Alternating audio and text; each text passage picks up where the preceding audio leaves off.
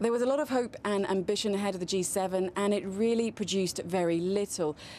But not perhaps for one person. Donald Trump, when he spoke at the US airbase before leaving Sicily, said that the G7 had made great progress, that he had laid out his economic goals and thoughts on migration, and that with greater cooperation, nations of the world will provide a great future for generations to come. Now, it was an evaluation of the summit that had many people scratching their heads.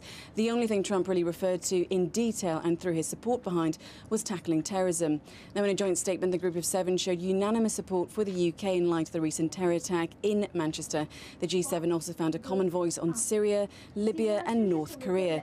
But then there was everything else. Right from the starting blocks on day one, deep divisions emerged. Leaders struggled with finding joint language on trade and Russia. And then migration became a somewhat footnote. Now, ironic, of course, as the summit was held in Italy, a country on the front line of Europe's migration crisis.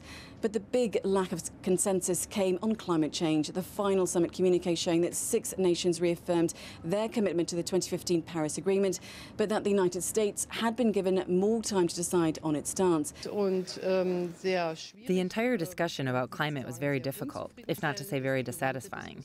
We have a situation where 6, or if you also include the EU, 7, are against 1.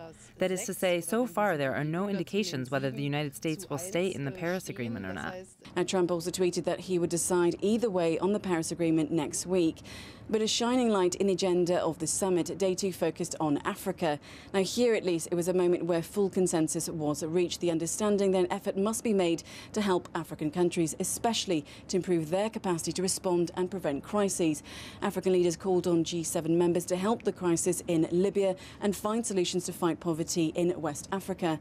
The EU, of course, in recent months has shifted their approach towards Africa. Their belief is that investment is the key to mitigating the migration crisis, that if people have opportunity, they won't risk it all to come to the EU. Mariam Zaidi, CGTN, Taormina.